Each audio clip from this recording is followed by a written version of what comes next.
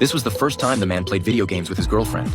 He was very pleased with his performance, but just as he was about to increase the difficulty, a group of federal agents suddenly burst into his home. The man looked confused. He tried to ask what was happening, but the police gave him no chance to explain. They pinned him to the ground and quickly handcuffed him. The police soon found 120 kilograms of flour in the man's house, along with over $3 million in cash and even 2 illegal heavy weapons. Facing the charges, Jimmy wasn't worried at all. Every time he went to prison, his father, the head of New York's biggest gang, would bail him out. But what he didn't know was that this time he wouldn't be so lucky. The evidence chain was complete and he was caught red-handed. His father advised him to plead guilty for the sake of the family. He had already consulted with the prosecutor. According to criminal law, Jimmy's crimes would carry a maximum sentence of only 4 years. Although Jimmy was unhappy, he had no other choice. He reluctantly agreed. Little did he know this would be the decision he would regret most. In court, Jimmy offered no defense to the judge's questions. He openly admitted to his crimes. But to his shock, the judge sentenced him to 10 years in prison. Only then did Jimmy realize that both he and his father had been betrayed by the prosecutor. Kidding me?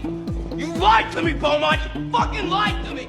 7 months later, a guard brought Jimmy to the infirmary. Inside, he found the prosecutor who had deceived him and a female federal agent. Jimmy immediately sensed a conspiracy. The female agent explained that through her investigation, she had discovered Jimmy was exceptionally talented. In prison, he had not only befriended members of every gang, but had even developed a side business. He was not only good at making money, but also had an extraordinary ability to adapt to any environment. The agent had come to propose a deal. They wanted Jimmy to get close to a serial killer who had murdered over 20 people. The police hadn't found a single victim's body, so the agent wanted to use Jimmy to extract useful information from the killer. In return, Jimmy would be released immediately. The offer sounded tempting, but Jimmy knew that the prison holding the serial killer was full of mentally unstable inmates. He refused without hesitation. Before leaving, the agent handed Jimmy a classified file and told him to think it over. That night, Jimmy tossed and turned, unable to sleep. Eventually, he couldn't resist opening the file. The case inside shocked him. It was about a serial killer whose methods were extremely brutal and who only targeted young girls. Most baffling of all, even though all the clues pointed to a bearded man, the police had no evidence to prove his guilt.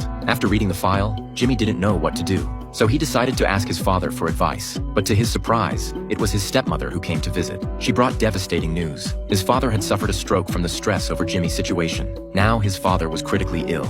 Hearing this, Jimmy knew that if he wanted to get out of prison quickly, he could only rely on himself. So he made a bold decision.